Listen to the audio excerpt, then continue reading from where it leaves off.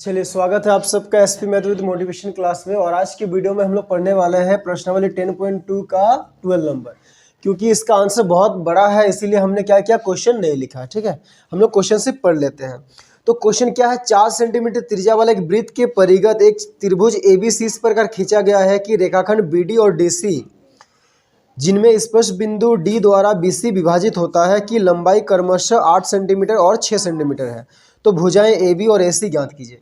तो देखिए क्या है, ये ओ केंद्र वाला एक वृत्त है जिसकी त्रिज्या कितनी है, 4 सेंटीमीटर है। ठीक है, और बीसी को एक बिंदु डी क्या करती है, विभाजित करती है। और सी डी दिया है 6 सेंटीमीटर और बी डी दिया है 8 सेंटीमीटर। तो हमें क्या निकालना है, ये ए सी कितना होगा और ये ए बी कितना होगा, ये हमें निकालना है। ठीक है, तो हम लोग इस ड्राइंग में कुछ ये करते हैं, देखते हैं पहले क्या दिया है। ठीक है, तो दिया है त्रिज्या बराबर 4 सेमी। ठीक है, और क्या दिया है, सी डी, अच्छा पहले बी डी दिया है, बी डी बराबर दिया है 8 सेंटीमीटर। फिर डी सी दिया है 6 सेंटीमीटर। तो हमें क्या निकालना है, ए बी और ए सी। तो A B equal to question mark और A C equal to question mark. ठीक है, ये दोनों भुजा हमें निकालना है। तो हम लोग इसमें क्या करते हैं, कुछ रचना करते हैं। देखिए ये एक त्रिज्या है, एक वृत्त में बहुत त्रिज्या होती है तो हम लोग कितना भी त्रिज्या हम लोग बना सकते हैं। तो ये भी यहाँ से अगर यहाँ मिला दिए तो ये क्या हो गया, एक त्रिज्या। तो ये डी है तो यहाँ पे ई देते हैं और यहाँ से इसको यहाँ मिला देते हैं तो ये भी एक क्या है, त्रिज्या है। ठीक है, तो त्रिज्या क्या है वो पहले से ही होता है, ये रचना हम लोग किए नहीं। तो रचना का भाग कौन सा है, ये सब देखिए, ये ओ से सी को मिलाए, फिर ओ से ए को मिलाए और ओ से हम लोग क्या किए, बी को भी मिलाए। तो ये क्या हो गया, रचना। ठीक है, तो देखिए इसमें हमने क्या किया, रचना किया। रचना में क्या किए, ओ से ए बी तथा सी को क्या किए, मिलाए। ठीक है, अब ध्यान दीजिए ये क्या है, ये एक वृत्त है और ए बिंदु क्या है, वृत्त के बाहर एक स्थित बिंदु है। तो बाह्य बिंदु से देखिए एफ और ये जो ए है वो क्या है, वृत्त पर 2 स्पर्श रेखा है। तो हम लोग जानते हैं कि बाह्य बिंदु से वृत्त पर खींची गई स्पर्श रेखाओं की लंबाई क्या होती है, बराबर होती है। तो उसी तरह देखिए ये सी डी क्या है, एक स्पर्श रेखा है और ये सी एफ भी क्या है, स्पर्श रेखा। और स्पर्श रेखा एक बिंदु से एक वृत्त पर अगर 2 स्पर्श रेखा खींचते तो बराबर होते हैं। तो सी डी अगर 6 सेंटीमीटर है तो सी एफ भी कितना होगा, 6 सेंटीमीटर होगा। ठीक है, उसी तरह देखिए बी डी 8 सेंटीमीटर है तो बी बिंदु से और एक स्पर्श रेखा बी है तो वो भी कितना होगा, 8 सेंटीमीटर। ठीक है, अब ए से एफ और ए से ए ये दोनों भी स्पर्श रेखा है और ये दोनों भी क्या होंगे, बराबर होंगे। पर इसका मान दिया नहीं है ना, तो हम लोग क्या करते हैं, ये दोनों को एक्स मान लेते हैं। ठीक है, तो देखिए सबसे पहले हम लोग क्या करते हैं, इस त्रिभुज का क्षेत्रफल निकालेंगे हिरोन का सूत्र से। हिरोन का सूत्र में क्या चाहिए होता, 3 भुजा, ये ए बी है, ये ए सी है और ये बी सी है। तो यहाँ से हम लोग क्या करेंगे, पहले हिरोन का सूत्र से क्षेत्रफल निकालेंगे। उसके बाद इस त्रिभुज का और एक तरीका से क्षेत्रफल निकाल सकते हैं। इस त्रिभुज को देखिए हम लोग 3 भाग त्रिभुज में बांटेंगे। ये त्रिभुज बी ओ सी, फिर त्रिभुज ए ओ सी, फिर त्रिभुज ए ओ बी। ये तीनों त्रिभुजों को जोड़ेंगे तो भी क्या आएगा, ए बी सी का क्षेत्रफल आएगा। तो देखिए सबसे पहले हम लोग हिरोन का सूत्र से यूज करते हैं, हिरोन के सूत्र से। तो हिरोन में क्या चाहिए, ए बी चाहिए होता है। तो ए किसी को भी मान लेते हैं, ए हम लोग क्या मान लिए, ए सी को मान लिए। ए बराबर ए सी, और ए सी कितना है, ए सी देखिए यहाँ से यहाँ x है और यहाँ से यहाँ 6, तो x + 6 ये क्या हो गया, ए। अब b हम लोग किसको मान लेते हैं, ए बी को, ए बी है b। तो ए बी कैसे मिलेगा, ये 8 को और ये x को जोड़ेंगे तो ए बी मिल जाएगा, तो x + 8। और c हम लोग किसको मानते हैं, बी सी को। बी सी कितना है, ये देखिए यहाँ से यहाँ 8 है और यहाँ से यहाँ 6, तो 8 + 6 यानी कि 40। ठीक है, अब हिरोन का सूत्र से त्रिभुज एबीसी का क्षेत्रफल निकाल। तो S = A + B + C by क्या होता है, 2। तो A के जगह क्या लिखेंगे, x + 6 प्लस B के जगह x + 8 प्लस C के जगह 14 बाई 2। ठीक है, तो एक्स एक्स कितना हो गया 2x हो गया, प्लस ये दोनों को जोड़ेंगे 8 से 14 और 14 28 बटा 2। अब ये दोनों से क्या आएगा 2 कॉमन आएगा, तो 2 कॉमन लिए तो यहाँ पे क्या बचा x प्लस 14 बटा 2, ये कटा तो s क्या आया x प्लस 14। ठीक है, अब हीरोन का सूत्र से क्षेत्रफल निकालते हैं, तो किसका एरिया ऑफ ट्रायंगल ABC क्या होता है root under s into S minus A into S minus B into S minus C. ठीक है, तो यहाँ पे s का वैल्यू कितना है, s है x plus 4 into S minus A, S के जगह क्या लिखना है x प्लस 14 माइनस ए का मान कितना है x प्लस 6। तो देखिए x प्लस 6 के साथ ये माइनस क्या होगा, ये दोनों के साथ गुना होगा, तो यहाँ पे हम लोग ब्रैकेट चेंज करते हैं, यहाँ पे हम लोग करली ब्रैकेट देंगे, तो ये माइनस किसके साथ गुना होगा x प्लस 6 के साथ। ठीक है, ये हमने क्या लिखा x माइनस ए, और यहाँ पे क्या लिखेंगे x माइनस बी, तो x क्या है s क्या है, s है x प्लस 14 माइनस b क्या है, b है x प्लस 8। ठीक है, और एक चीज बची गया क्या s माइनस सी, तो s के जगह फिर से लिखना है x प्लस 14 माइनस c के जगह c कितना है 14। ठीक है, तो ये क्या हो गया रूट के अंदर है, यहाँ पे भी ये ब्रैकेट होगा। ठीक है, तो देखिए यहाँ पे क्या हो गया x प्लस ये 14 ही इसको रखते हैं, यहाँ पे देखिए क्या होगा x प्लस 14, ये माइनस को दोनों के साथ गुना करना है, माइनस प्लस माइनस एक्स फिर माइनस प्लस माइनस 6। ठीक है, फिर यहाँ पे भी वैसे करते हैं x plus 14 minus plus minus x फिर माइनस प्लस माइनस 8, और यहाँ पे क्या होगा x प्लस 14 माइनस 14। ठीक है, तो यहाँ पे देखिए ये x प्लस में माइनस में और ये प्लस कट गया, ये x प्लस में और ये x माइनस में कट गया, यहाँ पे 14 प्लस माइनस में है तो ये कट गया, तो यहाँ पे क्या बचा रूट के अंदर x प्लस 14, यहाँ पे देखिए कुछ नहीं तो क्या है गुना है, तो ये 14 से 6 माइनस करेंगे तो 8 गुना, यहाँ पे 14 से 8 माइनस करेंगे तो 6 गुना, यहाँ पे क्या है x। ठीक है, अब इधर देखिए ये 8 और 6 को तोड़ते हैं, तो इधर क्या है x प्लस 14, 8 को कैसे तोड़ेंगे 2 गुना 2 गुना 2 में, फिर 6 को तोड़ेंगे 2 गुना 3 फिर गुना x, तो ये दोनों 2 से 1 2 बाहर आएगा और ये दोनों से 1 2 बाहर आएगा। ठीक है, तो रूट से बाहर क्या आया 2 इंटू 2, और रूट के अंदर क्या बचा ये x प्लस 14 इंटू क्या बचेगा 3 इंटू एक्स 3x। ठीक है, तो इसको हम लोग क्या लिखेंगे रूट अंडर 4 इंटू इसको गुना कर देते हैं 3x स्क्वायर प्लस 14 या 42x। ठीक है, तो ये क्या आया हीरोन का सूत्र से ये क्षेत्रफल आया। ठीक है, अब देखिए क्या करते हैं, अब हम लोग क्या करेंगे त्रिभुज AOC का क्षेत्रफल निकालेंगे। देखिए त्रिभुज लिख दिया,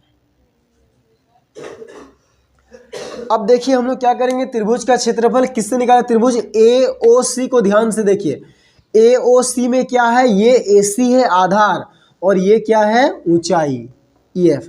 तो अब त्रिभुज का क्षेत्रफल 1/2 गुना आधार गुना ऊंचाई से निकालते हैं, तो अब निकालेंगे एरिया ऑफ ट्रायंगल AOC। ठीक है, त्रिभुज ABC का AOC का क्षेत्रफल क्या होता है 1/2 गुना आधार गुना ऊंचाई।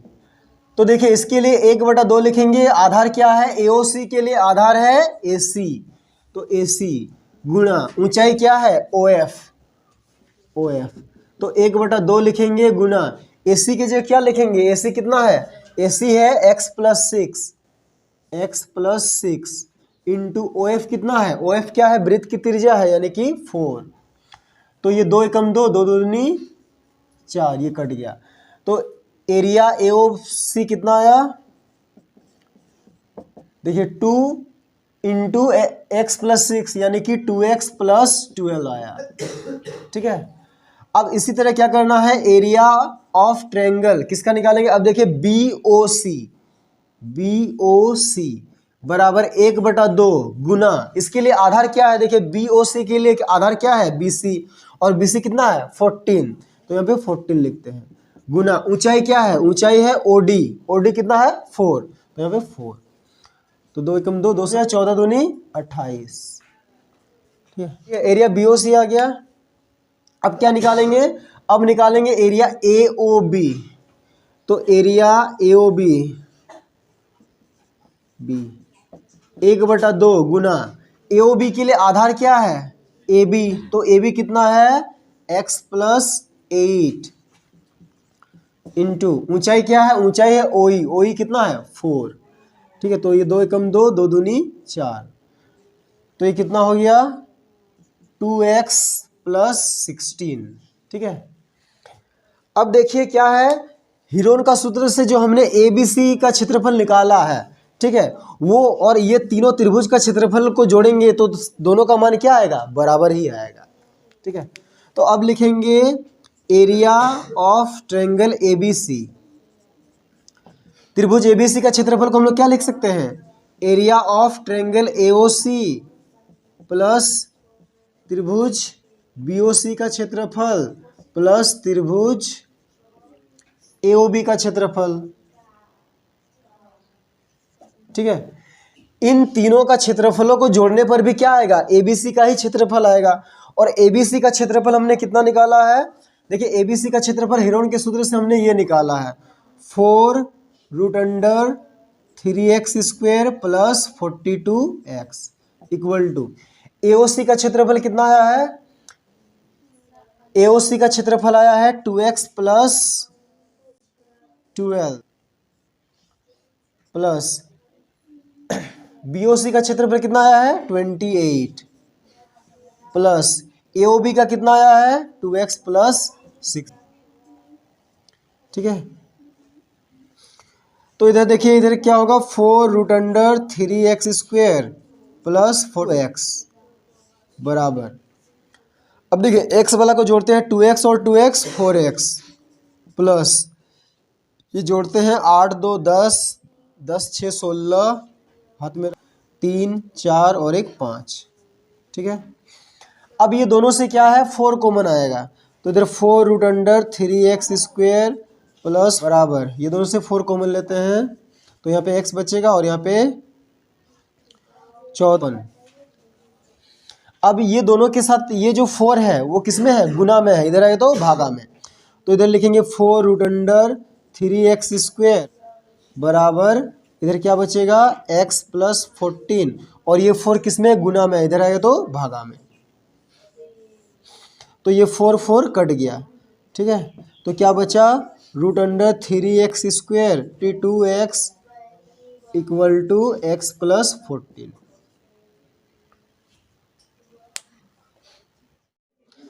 तो देखिए अब इस क्वेश्चन को आगे बनाते हैं, तो देखिए इधर क्या है रूट है और इधर रूट नहीं है, तो रूट को हटाने के लिए हम लोग क्या करते हैं दोनों तरफ वर्ग करते हैं, तो क्या लिखेंगे दोनों तरफ वर्ग करने पर। ठीक है, कैसे वर्ग करेंगे, √3x² प्लस 42 का होल स्क्वायर बराबर, तो इधर रूट स्क्वायर कर रहे हैं तो उधर भी हमें स्क्वायर करना पड़ेगा, तो x प्लस 14 का होल स्क्वायर, तो इधर देखिए स्क्वायर है मतलब ये 2 बार है तो रूट क्या हो जाएगा हट जाएगा, ये यानी कि ये रूट से बाहर आ जाएगा, तो यहाँ पे कितना होगा 3x² प्लस 42x, ये स्क्वायर में है तो a स्क्वायर मतलब x² plus 2ab 2a into B यानी कि 14 दूनी 28x। ठीक है, प्लस बी स्क्वायर यानी कि 14 का स्क्वायर, तो 14 का स्क्वायर क्या होता है 196 होता है। ठीक है, अब क्या करते हैं सबको एक साइड इधर ले आते हैं, 3x² प्लस 42 इधर है तो -x²। ठीक है, अब देखिए प्लस माइनस माइनस 3x² से 1x² को माइनस करेंगे तो 2x²। अब इससे देखिए ये भी प्लस माइनस माइनस 42 से क्या करेंगे 28 घटाएंगे, ठीक है। तो 12 से 8 घटाएंगे तो 4, फिर 3 से 2 घटाएंगे तो 1। बड़ा कौन है ये, इसका चिन्ह क्या है प्लस, तो 14x माइनस 196 इक्वल टू 0। अब देखिए क्या है, ये तीनों से 2 कॉमन आएगा, ठीक है। तो हम जितना छोटा बना सकते हैं उतना छोटा बनाना, फिर इसको द्विघात क्या करना है, गुणनखंड करना है। तो ये सबसे 2 कॉमन आएगा, 2 कॉमन लेंगे तो यहाँ पे x² बचेगा, यहाँ पे 7x बचेगा, और यहाँ पे कितना बचेगा 2 9 18 2 8 16 इक्वल टू 0। अब 2 ये सबके साथ गुना में दे तो भागा में, तो x² माइनस 98 इक्वल टू 0/2। तो ये किस रूप में आया है, द्विघात समीकरण के रूप में आया है, यानी कि यहाँ से x का 2 मान निकलेगा, तो हम लोग गुणनखंड करके x का 2 मान निकालते हैं। तो क्या आया है x² plus 7x minus 98 equal to करते हैं x² के आगे जो संख्या है उसको लास्ट वाला से गुना करते हैं जहाँ पे x नहीं है। तो x² के आगे क्या है 1 है, कुछ नहीं तो 1 है, उसको 98 से गुना करेंगे तो 98 ही आएगा। अब उसको तोड़ेंगे, 2 चौके 8 2 9 18, फिर ये 7 से जाएगा 7 7 49, फिर ये 7 एकम 7। अब ये जो 98 को तोड़े तो क्या आया 2 गुना 7 गुना 7 गुना 1 आया। अब इन सबको मिला के 2 संख्या बनाना है और उन दोनों को जोड़ या घटा करके क्या करना है, बीच वाला लाना है, ठीक है। मतलब ये फर्स्ट वाला और लास्ट वाला को कुछ नहीं करना है, x² को और ये 98 को कुछ नहीं करना है, इसको खाली चेंज करना। तो देखिए 7x कैसे लाएंगे, हम लोग क्या करते हैं 2 सत्ते 14 और 7 एकम 7, तो 14 से 7 घटाएंगे तो क्या आएगा 7 आएगा, ठीक है। तो ये 7 के बदले हम लोग क्या लिखेंगे 14 माइनस 7 और यहाँ पे x माइनस 98 इक्वल टू 0। अब देखिए ये क्या है x², अब x से दोनों को गुना करेंगे 14 into x 14x minus 7 into x 7x minus 98 equal to 0। अब ये दोनों से क्या कॉमन आएगा x कॉमन आएगा, तो x कॉमन लिए x² से x लिए तो x बचा, और 14x से x कॉमन ले लिए तो यहाँ पे 14 बचेगा। ये दोनों से देखिए क्या कॉमन दिख रहा है, सबसे पहले माइनस दिख रहा है, और ये दोनों से क्या कॉमन आएगा 7 आएगा, तो 7x से 7 कॉमन ले लिए तो यहाँ पे x बचा, और 98 से 7 कॉमन लिए तो यहाँ पे क्या बचेगा 14 इक्वल टू 0। फिर x प्लस 14 क्या आएगा कॉमन आएगा, तो यहाँ से x प्लस 14 कॉमन लिए तो यहाँ पे क्या बचेगा x, और यहाँ से x प्लस 14 कॉमन ले लिए तो यहाँ पे क्या बचेगा माइनस 7 इक्वल टू 0। अब क्या करना है, एक को बराबर के उधर ले जाना है और एक को इधर रखना है और x का मान निकालना। तो x प्लस 14 को इधर रखते हैं, बराबर 0 बटा क्या होगा x माइनस 7, तो ये कितना हो गया 0। तो x प्लस 14 इक्वल टू क्या आया 0, यानी कि x इक्वल टू कितना आएगा माइनस 14। फिर से इसको लिखते हैं x प्लस 7 इक्वल टू 0। अब इसको इधर रखते हैं, x माइनस 7 इक्वल टू क्या हो जाएगा 0 बाय x प्लस 14। तो x माइनस 7 इक्वल टू क्या आ गया 0, तो x इक्वल टू ये माइनस में हो जाए तो प्लस में, तो इसीलिए x बराबर क्या आया, x बराबर आया है माइनस 14,7। तो x का 2 मान आया है, तो हम लोग x का कौन सा मान लेंगे। तो देखिए x यहाँ पे है क्या, x क्या है भुजा है, भुजा की लंबाई है, और क्या हम लोग भुजा की लंबाई ऋणात्मक नहीं हो सकती, इसीलिए हम लोग x का ये प्लस वाला लेंगे, ठीक है। क्या लिखेंगे, चूंकि x भुजा है या फिर भुजा की लंबाई है, ऋणात्मक मतलब माइनस में नहीं हो सकता, नहीं हो सकती, ठीक है। तो इसीलिए x का मान हम लोग क्या करेंगे प्लस वाला लेंगे, x इक्वल टू 7। तो x 7 आ गया, तो हम लोगों को क्या निकालना था AB और AC, तो इसीलिए AB इक्वल टू, AB क्या है, AB है x plus 8, x plus 8, x के जगह क्या लिखना है 7 प्लस 8 यानी कि 15 सेंटीमीटर। और AC कितना है, AC है x प्लस 6, x प्लस 6 यानी कि 7 प्लस 6 यानी कि 13 सेंटीमीटर। तो यही हमारा क्या हो गया आंसर हो गया, ठीक है। तो ये क्वेश्चन लंबा जरूर है पर आसान है, इसको एक बार हम लोग ड्राइंग से अगर आप समझ जाते हैं तो ये बाकी कैलकुलेशन पार्ट में तो कोई दिक्कत नहीं है। इसको ड्राइंग से कैसे याद रखेंगे, पहला स्टेप में क्या करेंगे, हीरोन का सूत्र से ABC का क्षेत्रफल निकाल लेंगे, ठीक है। उसके बाद दूसरा स्टेप में क्या करना है, इस बड़े त्रिभुज को 3 भागों में बांटना है, देखिए BOC, AOC और AOB, और उन तीनों का क्षेत्रफल कैसे निकालना है? त्रिभुज का क्षेत्रफल बराबर 1/2 गुना आधार गुना ऊंचाई से। फिर क्या करना है? ABC का क्षेत्रफल बराबर ये त्रिभुज का क्षेत्रफल जोड़ इस त्रिभुज का क्षेत्रफल जोड़ इस त्रिभुज का क्षेत्रफल। उसके बाद जब उसको हल करेंगे तो क्या आएगा? एक द्विघात समीकरण आएगा। फिर द्विघात समीकरण जो आएगा उसको गुणनखंड करके x का 2 मान निकालेंगे। फिर x का 2 मान निकाले तो एक प्लस में है एक माइनस में, क्योंकि x भुजा है इसीलिए हम लोग क्या लिए? प्लस वाला लिए। तो ऐसा करके क्या आएगा? आंसर आ जाएगा। ठीक है, चलिए अब हम लोग लास्ट क्वेश्चन देखते हैं। लास्ट क्वेश्चन क्या है? सिद्ध कीजिए कि वृत्त के परिगत बनी चतुर्भुज की आमने सामने की भुजाएं केंद्र पर संपूरक कोण अंतरित करती है। तो यहां पे हमें क्या दिया है?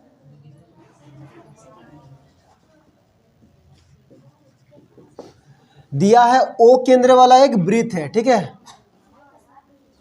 O केंद्र वाला एक वृत्त है और इस वृत्त के परिगत क्या है? ABCD एक चतुर्भुज है जिसके परिगत मतलब चारों ओर जी।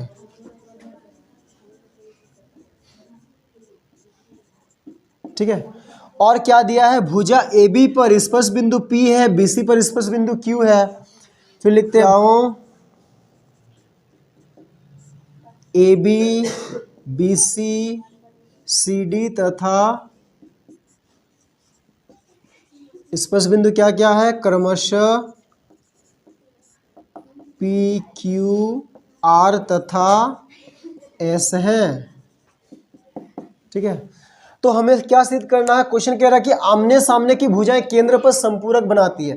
देखिए ये AD का सम्मुख भुजा है BC, तो ये भुजा और ये भुजा केंद्र पर संपूरक बनाते हैं, यानी कि 180 डिग्री। यानी कि ये भुजा और ये भुजा द्वारा केंद्र पर बनाया गया कोण क्या है? हमें दिखाना AOD प्लस BOC बराबर 180 डिग्री। ठीक है, तो सिद्ध करना है। एक नंबर में क्या है? कोण AOD, कोण AOD प्लस कोण BOC बराबर 180 डिग्री। और एक क्या दिखाना है?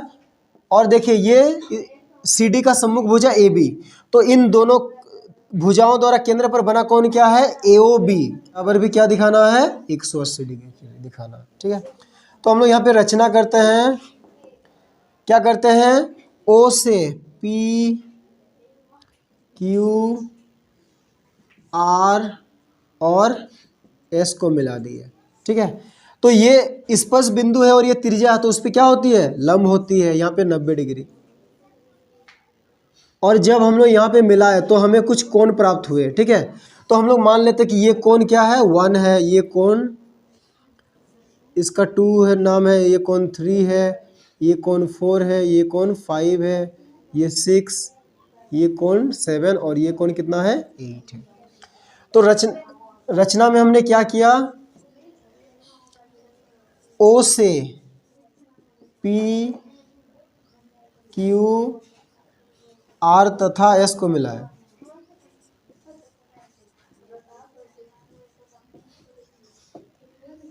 ठीक है, अब देखिए प्रमाण क्या करते हैं। तो देखिए सबसे पहले हम लोग क्या करेंगे? दो त्रिभुज को सर्वांग दिखाएंगे, त्रिभुज AOS और त्रिभुज AOP को। त्रिभुज AOS तथा त्रिभुज AOP में। ठीक है, कैसे दिखाएंगे? देखिए AOS का जो OS है और AOP का जो OP है, दोनों क्या है? वृत्त की त्रिज्या है। तो क्या लिखना है? OS बराबर OP क्या है? वृत्त की त्रिज्या। ठीक है, वृत्त की त्रिज्या है। अब देखिए AOS में भी क्या है? OA है और AOP में भी क्या है? OA है। तो OA बराबर OA, ये क्या है? उभयनिष्ठ भुजा।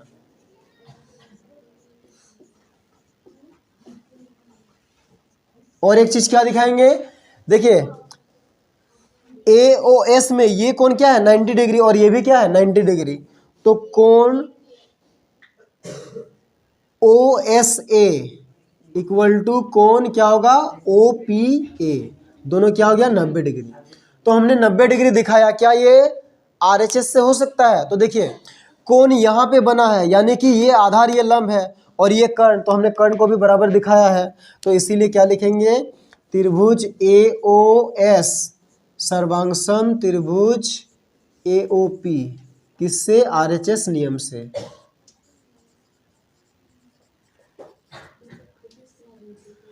तो देखिए हमने क्या किया, इस त्रिभुज को इसके सर्वांगसम दिखा दिया। तो क्या तो हमें क्या मिलेगा, कोण एक को हम लोग कोण दो के बराबर दिखा सकते हैं सीपीसीटी से। तो इसीलिए क्या हो जाएगा, को एंगल 1 इक्वल टू एंगल 2, ये सीपीसीटी से, इसको समीकरण 1 मान लिया। ठीक है, अब ध्यान दीजिए, अब फिर हम लोग क्या करते हैं, इसके बाद हम लोग इस त्रिभुज में काम करते हैं, इस त्रिभुज में और इस त्रिभुज में। तो उससे क्या मिलेगा, कौन 3 और 4 बराबर मिलेगा। फिर ये दो त्रिभुज में काम करेंगे तो कौन 5 6 मिलेगा बराबर। फिर ये दोनों त्रिभुज में काम करेंगे तो कौन 7 और 8 बराबर मिलेगा। ठीक है, मतलब बाकी सबको भी हम लोग इसी तरह से दिखा सकते हैं। ठीक है, तो इसी प्रकार क्या हो जाएगा, इसी प्रकार हमने क्या दिखाया, 1 और 2 को बराबर दिखाया ना। अब ये दोनों में काम करेंगे 3 और 4 बराबर होगा, ये दोनों में काम करेंगे तो 5 और 6, क्योंकि वो सबके लिए भी यही तरीका अपनाना पड़ेगा, तो हम लोग नहीं दिखाएंगे। इसी प्रकार लिखेंगे कोण 3 इक्वल टू कोण 4, फिर कोण 5 इक्वल टू क्या होगा, कोण 6, और क्या हो जाएगा कोण, तथा कोण 7 इक्वल टू हो जाएगा कोण 8। इसको ये तीनों को हम लोग क्या मान लिया, समीकरण 2। मतलब समीकरण 1 में क्या है, कोण 1 कोण 2 के बराबर है, और समीकरण 2 में क्या है, ये तीनों कोण 3 4 के बराबर, कोण 5 6 के बराबर, और कोण 7 कोण 8 के बराबर। अब देखिए हम लोग जानते हैं कि वृत्त के किसी बिंदु पर टोटल जो है ना 360 डिग्री का कोण बनता है। ठीक है, तो लिखेंगे चूंकि वृत्त के किसी बिंदु पर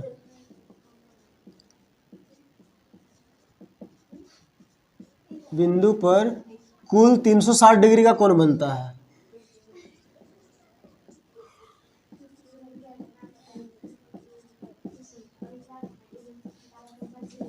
ठीक है, तो इसीलिए क्या हो जाएगा, यहाँ पे कितने कोण है, 8 कोण है। तो angle 1 plus angle 2 plus angle 3 plus angle 4 plus angle 5 plus angle 6 plus angle 7 plus angle 8 equal to कितना हो जाएगा, 360 डिग्री। ठीक है, तो अब हम लोग क्या करते हैं, देखिए हम लोग सबसे पहले इस कोण को और इस कोण का योग क्या दिखाएंगे, 360। तो इस कोण में क्या है, 1 और 8 है, और इस कोण में क्या है, 4 और 5 है। तो हम लोग को 1 और 8 को रखना और 4 और 5 को रखना, और बाकी सब कुछ चेंज कर देना। तो ये देखिए, ये 1 के बदले में क्या लिखेंगे, कोण 1 ही लिखेंगे, प्लस 2 के बदले में हम लोग क्या लिख सकते हैं, 1 लिख सकते हैं। तो 2 के बदले क्या लिखेंगे, कोण 1 प्लस, और क्या रखना है, इधर देखिए 4 रखना है, तो हमें 3 नहीं रखना। 3 के बदले हम लोग क्या लिख सकते हैं, कोण 4, और ये कोण 4 को कोण 4 ही लिखेंगे, प्लस 5 को भी रखना है, तो कोण 5 लिखे, प्लस कोण 6 के बदले भी क्या लिखेंगे, कोण 5, प्लस कोण 7 8 को रखना है, तो कोण 7 किसके बराबर है, 8 है, 8 के, तो कोण 7 के बदले क्या लिखेंगे, कोण 8 प्लस कोण 8 इक्वल टू 360 डिग्री। ये सब कहाँ से आया, समीकरण 1 और 2 से, समीकरण 1 तथा 2 से। ठीक है, अब देखिए कोण एक दो बार है, सब दो बार है, तो 2 angle 1 plus 2 angle 4 plus 2 angle 5 plus 2 angle 8 equal to 360। ठीक है, सबसे क्या कॉमन आ रहा है, 2 कॉमन आ रहा है, तो 2 कॉमन ले लिए, और इधर क्या लिखते हैं, एंगल 1 प्लस एंगल 2, नहीं angle 1 plus angle 4 plus angle 5 plus angle 8 equal to 360। अब 2 गुना में उधर जाए तो भागा में, हम लोग इसको थोड़ा आगे पीछे लिखते हैं, 1 के साथ 8 को लिखते हैं, कोण 1 प्लस कोण 8। ठीक है, फिर प्लस दोनों को अलग अलग कर दिए, कोण 4 प्लस कोण 5। ठीक है, और 2 गुना में था, उधर जाएगा तो भागा में, बराबर 360/2, तो ये कटेगा 180। ठीक है, तो क्या आ गया, कोण 1 प्लस कोण 8 प्लस कोण 4 प्लस कोण 5 बराबर कितना आया है 180 डिग्री।